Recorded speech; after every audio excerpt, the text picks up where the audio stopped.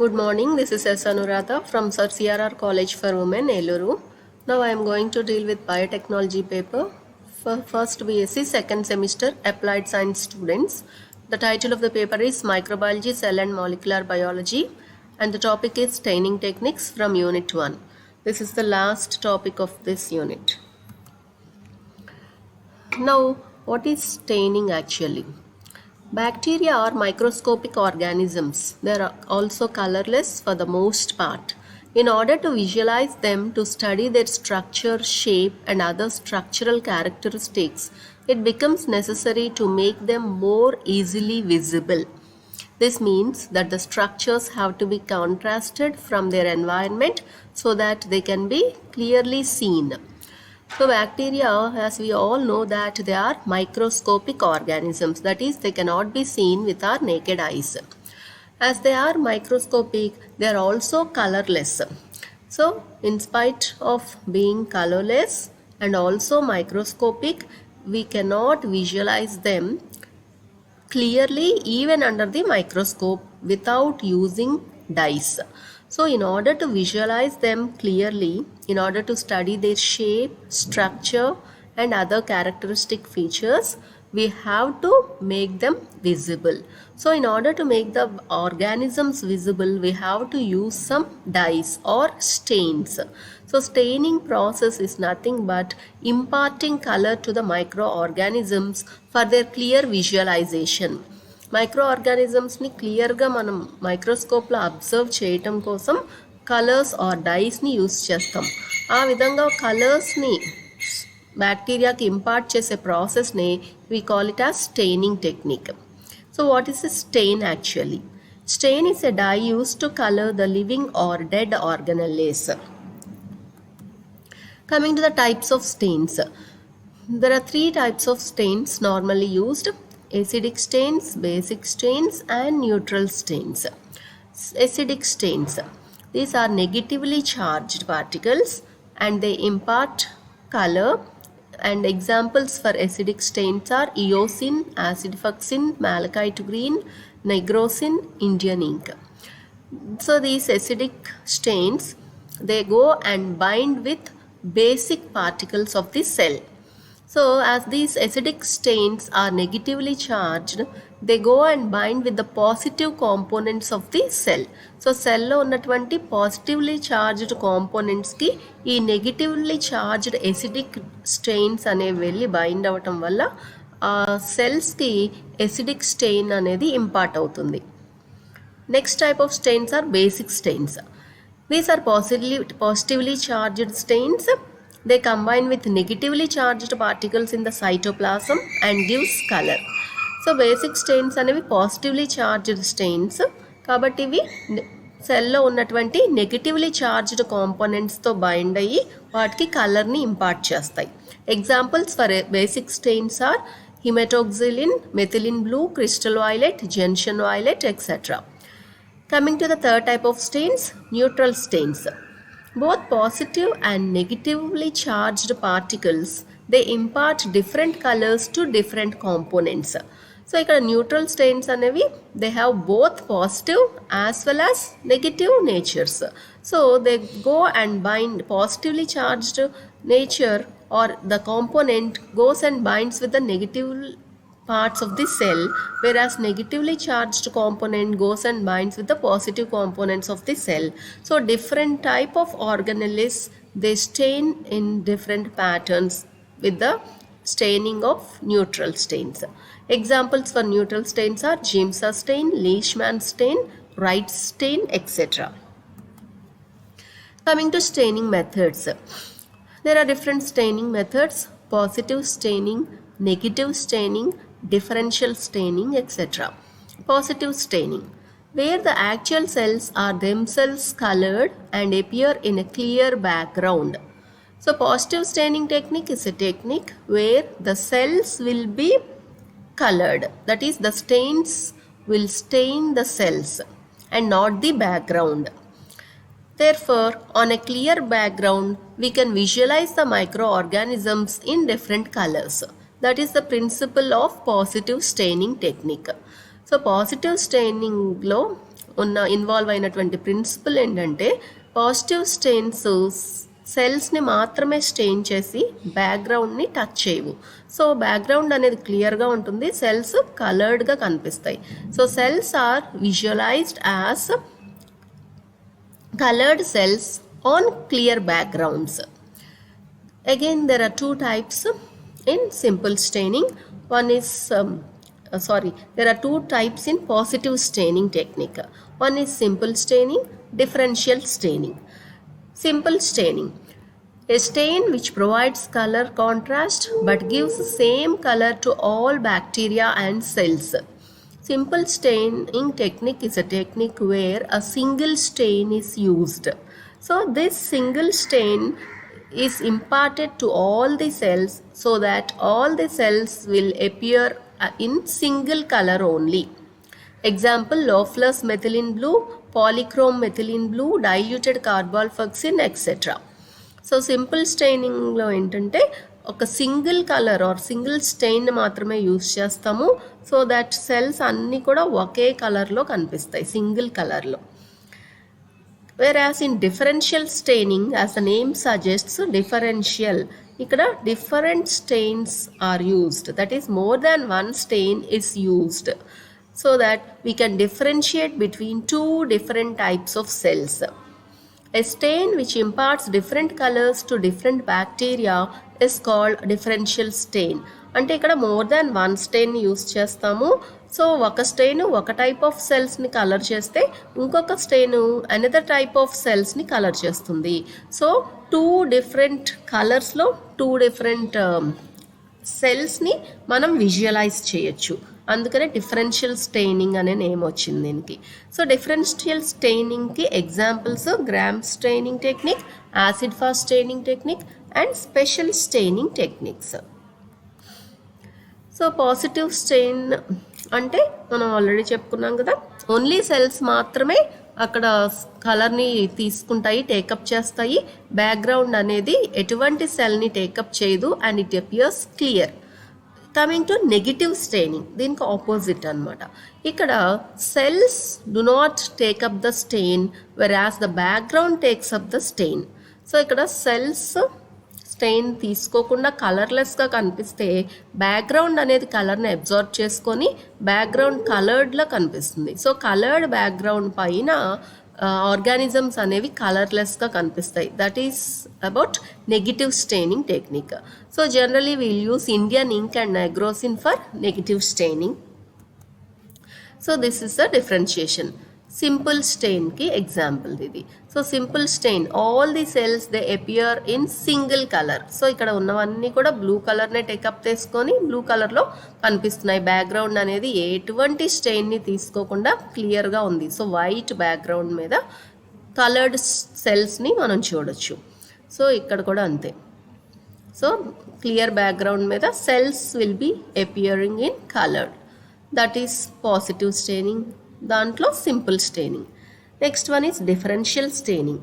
So two different types of cells కనుక ఉంటే bacterial కల్చర్లో ఉన్నటువంటి two different cells they take up two different colours.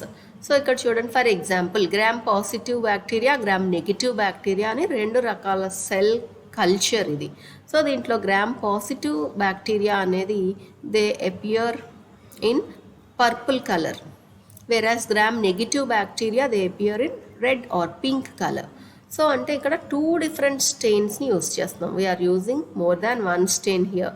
So రెండు రకాల స్టెయిన్స్తో రెండు రకాల సెల్స్ని ఒకేసారి విజువలైజ్ చేయగలిగేదే డిఫరెన్షియల్ స్టెయినింగ్ టెక్నిక్. ఈ సింపుల్ స్టెయినింగ్, డిఫరెన్షియల్ స్టెయినింగ్ అనేది they come under positive staining. And second type of staining is negative staining. దీనిలో చెప్పుకున్నాం కదా, బ్యాక్గ్రౌండ్ అనేది కలర్ అబ్జార్బ్ చేస్తుంది. whereas microorganisms, ఇక్కడ బ్యాక్టీరియా అనేది they do not take up the colour.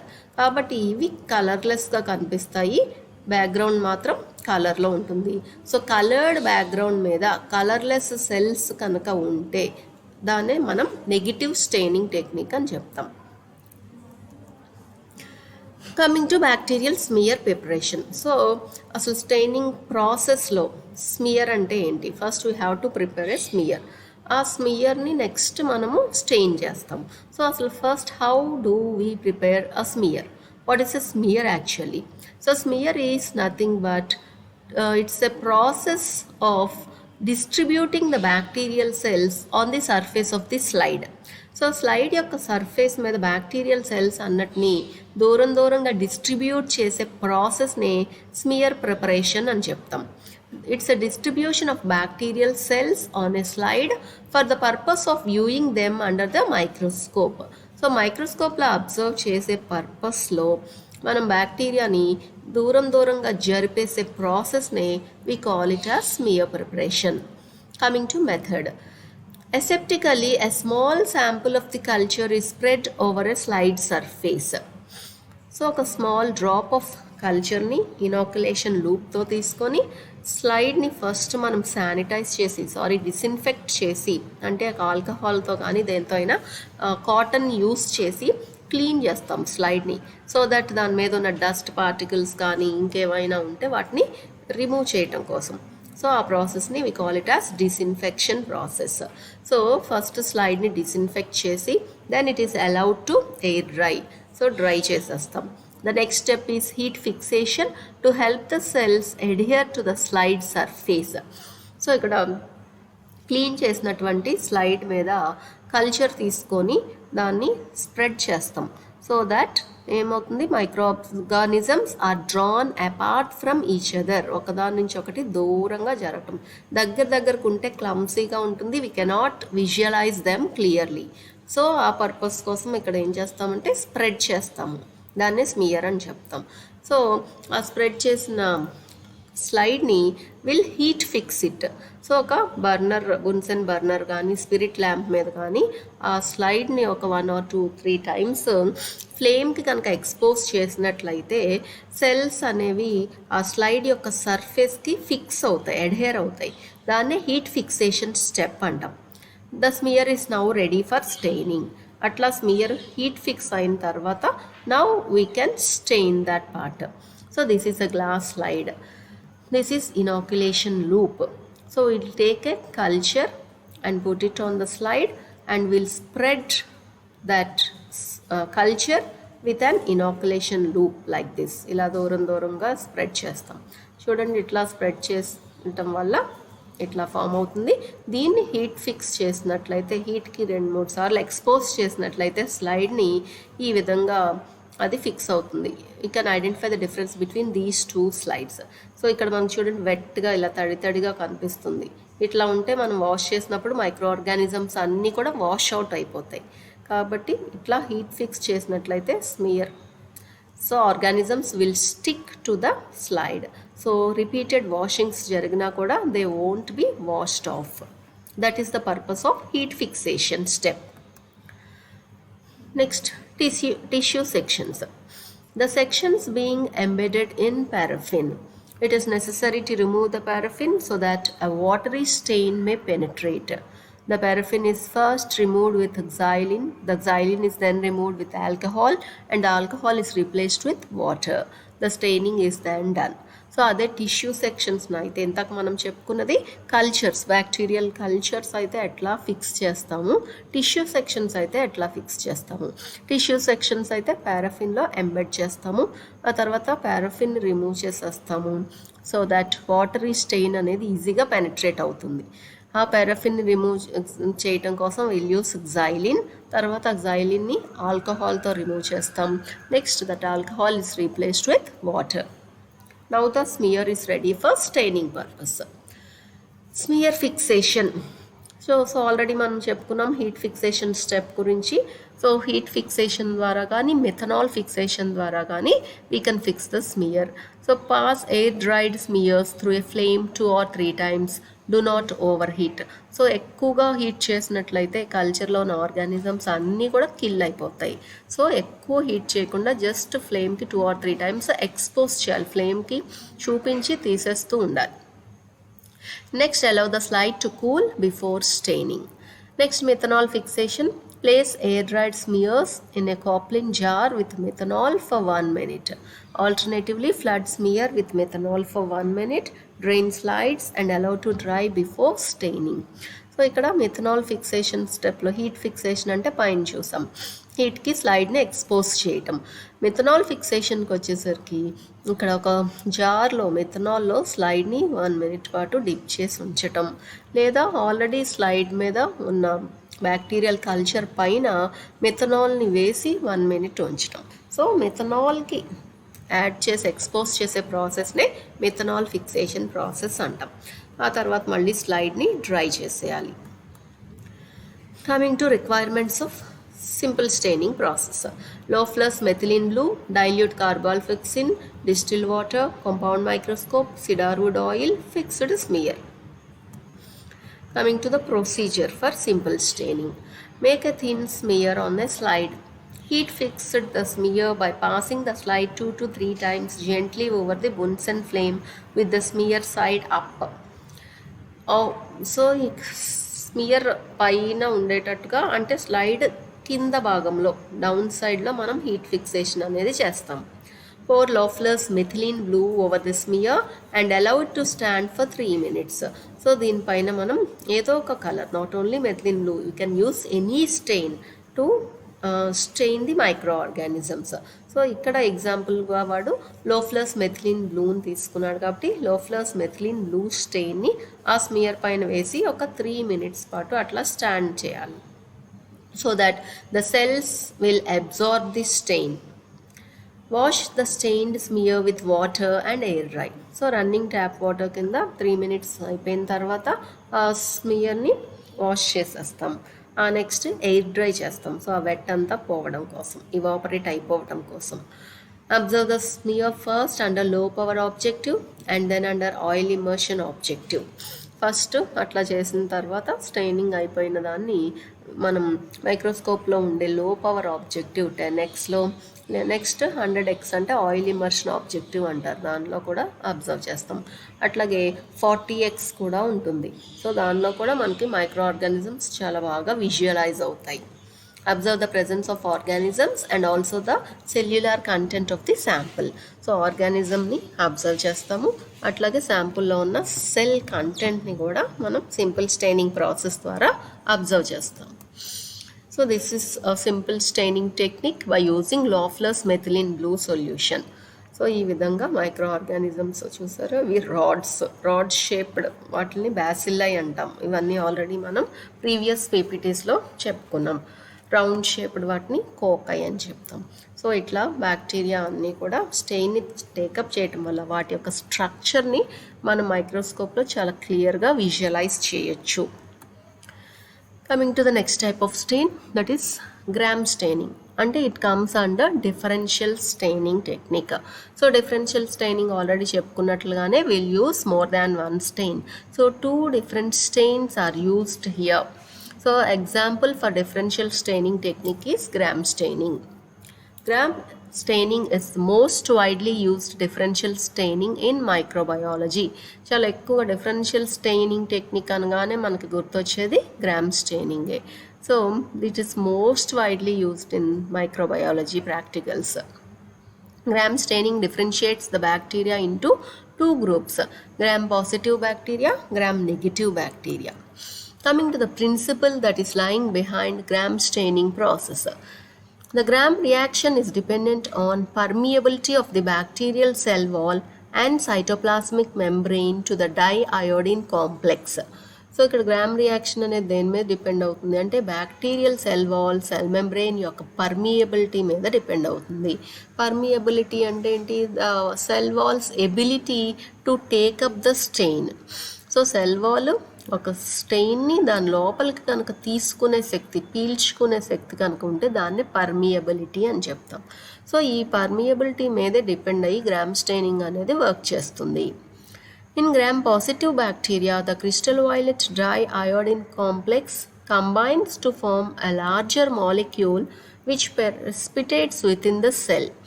So Gram positive బ్యాక్టీరియాలో తీసుకున్నట్లయితే క్రిస్టల్ వైలెట్ డైఅయోడిన్ కాంప్లెక్స్ అనేది ఫామ్ అవుతుంది.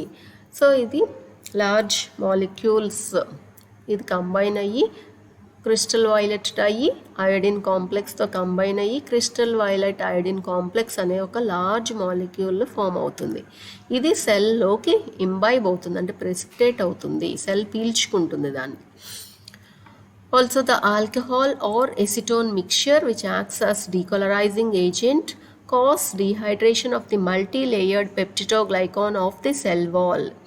అలాగే ఆల్కహాల్ అనేది డీకలరైజింగ్ ఏజెంట్ లాగా యాక్ట్ చేస్తుంది. ఇది ఆ మల్టీ లేయర్డ్ పెప్టిడోగ్లైకాన్ని డీహైడ్రేట్ చేసేస్తుంది, అంటే దాంట్లో ఉన్న వాటర్ మాలిక్యూల్స్ని రిమూవ్ చేసేస్తుంది. This causes decreasing of the space between the molecules, causing the cell wall to trap the crystal violet iodine complex within the cell. Hence, gram-positive bacteria do not get decolorized and retain primary dye appearing violet. Also, gram-positive bacteria have more acidic protoplasm and hence bind to the basic dye more firmly. So we'll understand this when you see the diagram here. So this is the cell wall of gram-positive bacteria. So it is made up of, see, this is the cell membrane, lipopolysaccharide cell membrane. This is peptidoglycan layer. This is teichoic acid layer. So gram-positive cell bacterial cell వాల్లో ఈ peptidoglycan layer అనేది multi లేయర్లో థిక్గా ఉంటుంది, చాలా ఎక్కువ విడ్త్తో ఉంటుంది. అదే మనం గ్రామ్ నెగిటివ్ బ్యాక్టీరియాకి వచ్చేసరికి పెప్టిడోగ్లైకాన్ లేయర్ చాలా థిన్గా ఉంటుంది when compare to gram positive bacteria. అట్లాగే ఇక్కడ this is the cell membrane, peptidoglycan layer, and this is outer membrane. So ఇప్పుడు ఇక్కడ ప్రిన్సిపల్కి వస్తే గ్రామ్ పాజిటివ్ బ్యాక్టీరియాలో క్రిస్టల్ వైలెట్ వేసినప్పుడు నెక్స్ట్ అయోడిన్ వేసినప్పుడు రెండు కలిసి కాంప్లెక్స్ ఫామ్ అయ్యి పెప్టిడోగ్లైకాన్ లేయర్లోకి వెళ్ళిపోయి అబ్జర్బ్ అయిపోయి అలా ఉండిపోతుంది. ఎప్పుడైతే ఇక్కడ మనం ఆల్కహాల్ని యూస్ చేసామో, ఆల్కహాల్ అనేది డీకలరైజింగ్ ఏజెంట్, అంటే కలర్ని రిమూవ్ చేసేసేది. సో దీనివల్ల అది మల్టీ లేయర్డ్ పెప్టిడోగ్లైకాన్లో డీహైడ్రేషన్ని తీసుకువస్తుంది. This causes decreasing of the space between the molecules. దీనివల్ల ఎప్పుడైతే ఆల్కహాల్ని యూస్ చేసామో పెప్టిడోగ్లైకాన్ లేయర్లో ఉన్న మాలిక్యూల్స్, పెప్టిడోగ్లైకాన్ మాలిక్యూల్స్ మధ్యలో ఉన్న స్పేస్ని తగ్గించేస్తుంది. దానివల్ల లోపల ఉన్నటువంటి క్రిస్టల్ వైలెట్ అనేది ఇంకా బయటకు రాకుండా అక్కడే ఇరుక్కుపోతుంది. కాబట్టి మనకి గ్రామ్ పాజిటివ్ బ్యాక్టీరియా అనేది వైలెట్ కలర్లో కనిపిస్తాయి, ఎందుకంటే అవి క్రిస్టల్ వైలెట్ కలర్ని అబ్జార్బ్ చేసుకున్నాయి కాబట్టి.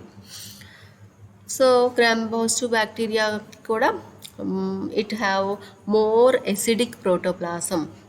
గ్రామ్ పాజిటివ్ బ్యాక్టీరియా యొక్క ప్రోటోప్లాసం ఎక్కువ ఎసిడిక్ కంటెంట్ని కలిగి ఉంటుంది.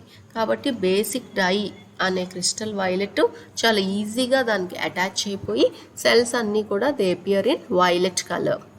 Coming to the case of Gram negative bacteria, the alcohol being a lipid solvent dissolves the outer lipopolysaccharide membrane of the cell wall and also damage the cytoplasmic membrane to which the peptidoglycan is attached.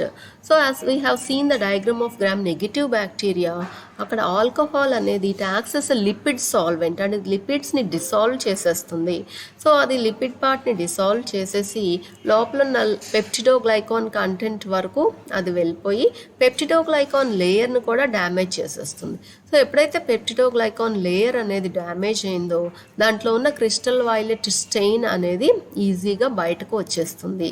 So violet colour అనేది retain అవ్వదు by gram negative bacteria. అట్లాగే ఎప్పుడైతే మనం secondary strain అనేది వేసామో ఆ strain అనేది వెళ్ళి peptidoglycan లేయర్లో ఇన్కార్పొరేట్ అవుతుంది. దాన్ని కౌంటర్ స్టెయిన్ అంటాం లేదా సెకండరీ స్టెయిన్ అంటాం.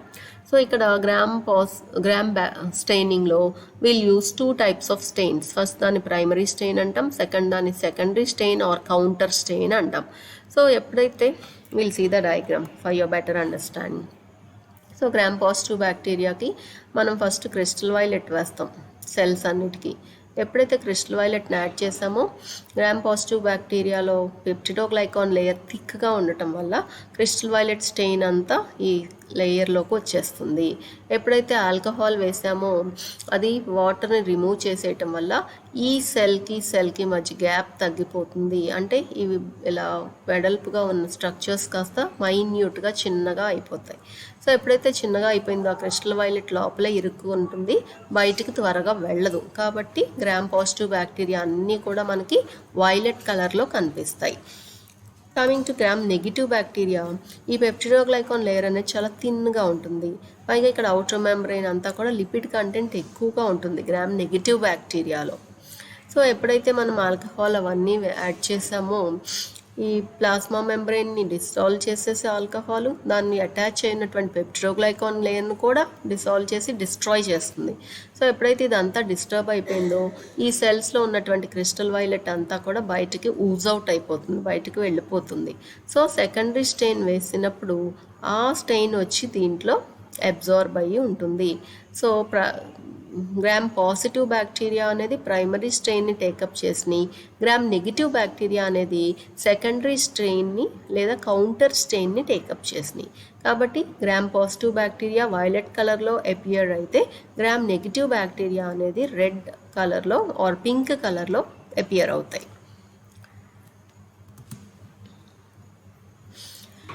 Gram-positive bacteria have a thick cell wall of peptidoglycan and other polymers. Peptidoglycan consists of interweaving filaments made up of alternating NAG and NAM units. NAG అంటే N-acetyl glucosamine, NAM అంటే N-acetyl muramic acid. So ఈ రెండిటితో gram positive bacterial cell వాల్లో ఉన్నటువంటి peptidoglycan layer తయారై ఉంటుంది. In gram-positive bacteria there are wall teichoic acids, అంతేకాకుండా teichoic acids కూడా ఉంటాయి. As well between the cell wall and cell membrane there is a membrane teichoic acid. So ఇక్కడ cell వాల్లో టికోయిక్ acid ఉంటాయి, అట్లాగే cell వాల్కి cell మెంబ్రెయిన్కి మధ్యలో కూడా మళ్ళీ టికోయిక్ యాసిడ్స్ అనేవి ఉంటాయి. దీన్ని వాల్ టికోయిక్ యాసిడ్స్ అంటాం.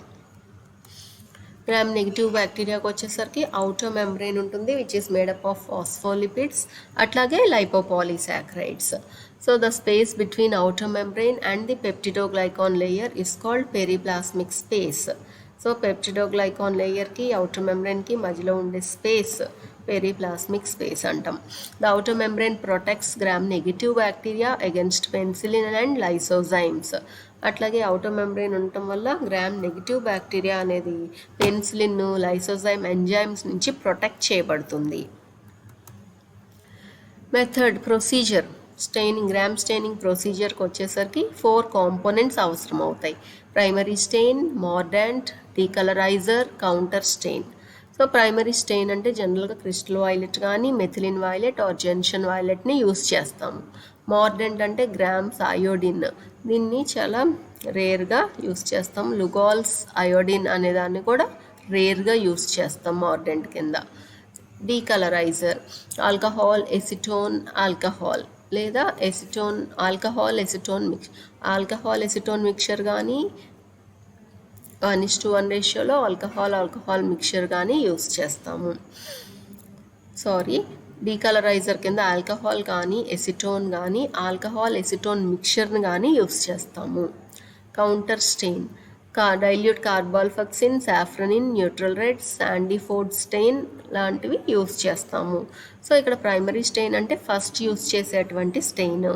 మార్డెంట్ అంటే ఆ ప్రైమరీ స్టెయిన్ని ఇంకా థిక్గా స్టెయిన్ చేయడానికి యూస్ చేసేదాన్నే మార్డెంట్ అంటాం. సో ప్రైమరీ స్టెయిన్ తర్వాత మార్డెంట్ని యాడ్ చేస్తాం. నెక్స్ట్ ఆల్కహాల్ వేస్తాము, దాన్ని డీకలరైజర్ అంటాం. సో అదేం చేస్తుంది, ప్రైమరీ స్టెయిన్ని కొంతవరకు రిమూవ్ చేస్తుంది. So primary stain Gram positive సెల్స్లో అయితే కంప్లీట్గా రిమూవ్ అవ్వదు, అదే గ్రామ్ నెగిటివ్ బ్యాక్టీరియాలో అయితే కంప్లీట్గా రిమూవ్ అయిపోతుంది. Next counter stain. So counter stain is secondary stain, second use చేసే స్టెయిన్ దాన్ని counter stain or secondary stain అంటాము. ఇది ఆల్రెడీ గ్రామ్ నెగిటివ్ బ్యాక్టీరియాలో ఫస్ట్ ప్రైమరీ స్ట్రెయిన్ రీటైన్ అవ్వలేదు కాబట్టి ఆ గ్యాప్స్లోకి కౌంటర్ స్ట్రెయిన్ వెళ్ళి సెకండరీ స్ట్రెయిన్ వెళ్ళి బైండ్ అవుతుంది. అదే గ్రామ్ పాజిటివ్ బ్యాక్టీరియా కేసులో వచ్చేసరికి ఆల్రెడీ పెప్టిడోగ్లైకాన్ లేయర్లో ప్రైమరీ స్టెయిన్ అనేది ఉంది. So it cannot take up the secondary stain. So ఈ విధంగా గ్రామ్ పాజిటివ్ బ్యాక్టీరియా అన్నీ కూడా ప్రైమరీ స్టెయిన్ టేకప్ చేసి వైలెట్ కలర్లో కనిపిస్తాయి. గ్రామ్ నెగిటివ్ బ్యాక్టీరియా వచ్చేసరికి they take up the secondary strain and they appear in red or pink colour. So ఇక్కడ మనం 2 టైప్స్ ఆఫ్ బ్యాక్టీరియాని డిఫరెన్షియేట్ చేయగలుగుతాం. అందుకే దీనికి డిఫరెన్షియల్ స్టెయినింగ్ టెక్నిక్ అనేటువంటి పేరు వచ్చింది. So we are differentiating Gram positive from Gram negative bacteria by using this Gram staining technique. So primary staining, the smear is covered with gentian violet for 1 minute. ఆ తర్వాత వాటర్తో wash చేసేస్తాం. Mordanting, it is then ఆ wash చేసేసిన slide మీద Gram's iodine add చేసి 1 minute ఉంచి మళ్ళీ వాష్ చేసేస్తాం. నెక్స్ట్ డీకలరైజేషన్ స్టెప్, ఆ స్మియర్ మీద ఆల్కహాల్ వేసి మళ్ళీ వాష్ చేస్తాము. కౌంటర్ స్టెయిన్, ఫైనల్గా డీకలరైజేషన్ అయిపోయిన తర్వాత సెకండరీ స్టెయిన్ కింద సాఫ్రనిన్ యాడ్ చేసి 30 seconds ఉంచి మళ్ళీ వాటర్తో వాష్ చేస్తాం. So every step, every addition తర్వాత మనం వాటర్తో వాష్ చేయటం ఉంటుంది. Using filter paper, the slide is gently blotted to dry. Filter paper తీసుకొని ఆ పైన ఉన్న తడిని తుడిచేస్తాము. Place a drop of cedar wood oil or liquid paraffin on the smear. అట్లాగే మనం ఆయిల్ ఇమ్మర్షన్లో కనుక చూడాలి అంటే డైరెక్ట్గా స్లైడ్ని చూసేయలేము. దానికి స్లైడ్ మీద ఒక drop of cedar wood oil కానీ పారాఫిన్, లిక్విడ్ పారాఫిన్ కానీ యాడ్ చేసి అప్పుడే ఆయిల్ ఇమ్మర్షన్ ఆబ్జెక్టివ్లో 100x విజువలైజ్ చేస్తాము ఆర్గానిజమ్స్ని. Adjust the microscope for increased light by raising the condenser, and the slide is examined under the oil immersion objectives using the plane mirror. So ఇట్లా మైక్రోస్కోప్ని మనం adjust చేసుకొని oil immersion ద్వారా ఈజీగా ఆ micro ఆర్గానిజమ్స్ని observe చేస్తాము.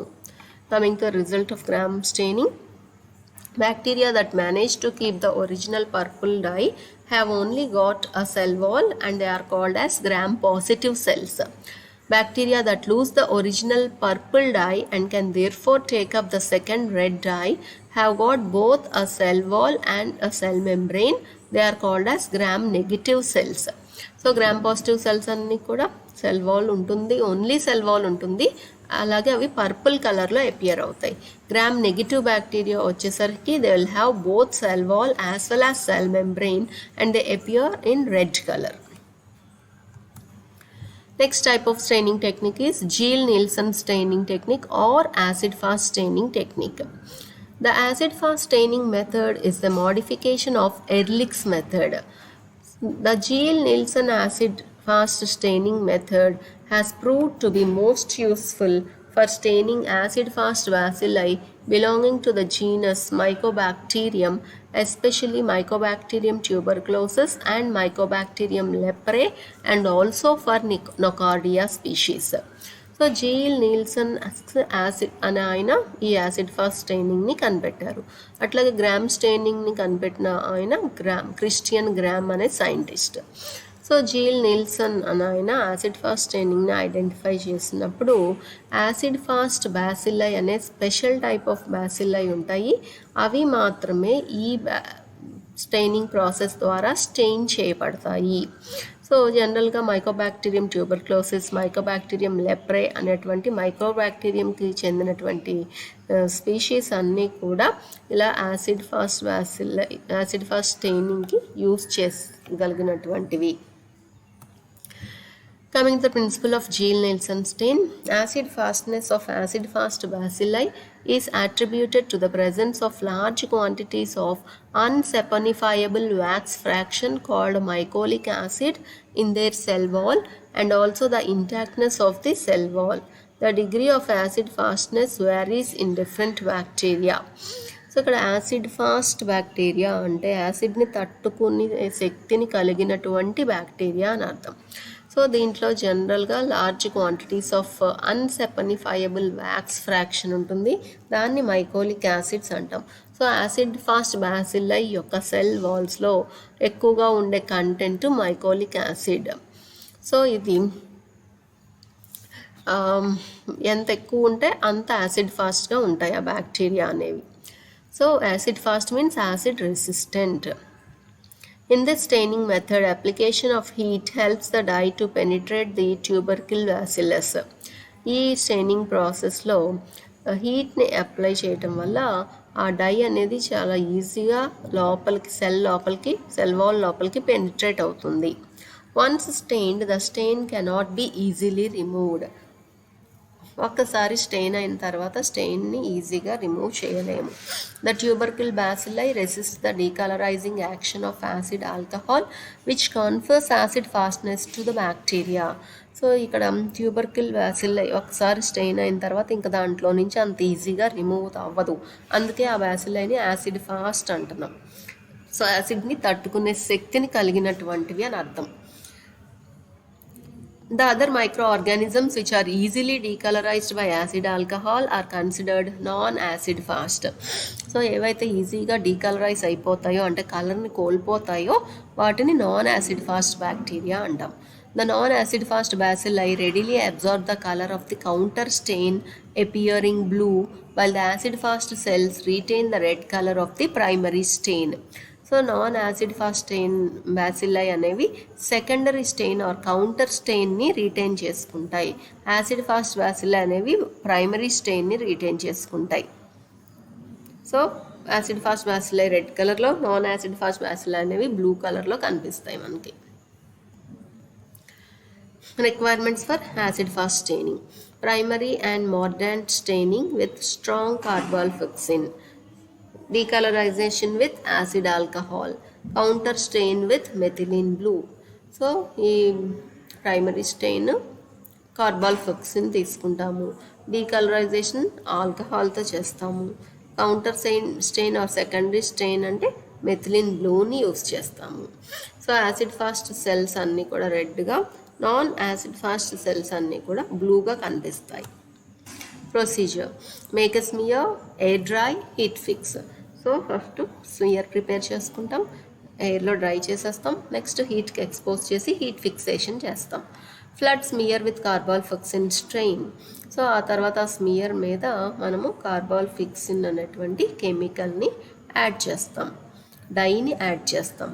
Steam for 5 minutes. Add more carbol fuchsin stain as needed. So మళ్ళీ ఒక 5 minutes steam చేసి హీట్ చేసి తర్వాత ఇంకా ఎక్కువ కార్బాల్ఫెక్సిన్ని యాడ్ చేస్తాం. Cool the slide for 5 minutes. Wash with distilled water. Flood slide with acid alcohol and leave for 15 seconds. So second వాటర్ని wash చేసే స్లైడ్ని వాటర్లో వాష్ చేసిన తర్వాత స్లైడ్కి యాసిడ్ ఆల్కహాల్ని యాడ్ చేసి ఒక 15 seconds పాటు అట్లా వదిలేస్తాం. Tilt slide 45 degrees over the sink and add acid alcohol drop wise until the red color stops streaming from the smear. So we have to tilt the slide at 45 degrees angle over the sink. అలాగే acid ఆల్కహాల్ని drop by drop వేస్తాము until red colour అనేది smear నుంచి బయటకు రావడం ఆగిపోయేంత వరకు. Rinse with distilled water. Add Loeffler's methylene blue stain. ఇది కౌంటర్ స్టెయిన్ యాడ్ చేస్తాము.